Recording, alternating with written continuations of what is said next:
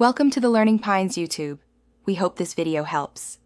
In this video, I will show how to play Doom on Nokia, only way.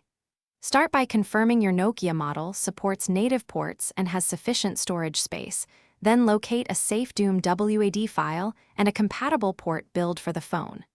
Transfer the WAD using USB or Bluetooth. Place files in the correct folder, set permissions if needed, and launch the port. I'll guide you through each step clearly and calmly so you get Doom running smoothly.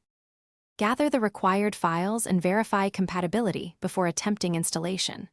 First, confirm your Doom WAD is valid and you legally own it. Then pick the right port build for your phone model and processor.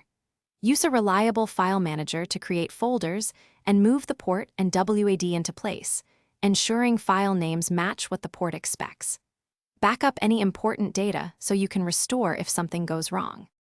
Connect your phone to a computer or use Bluetooth to transfer the port and WAD, then set executable permissions if necessary. Open the port app, point it to the WAD file, and configure input and video settings for comfortable control.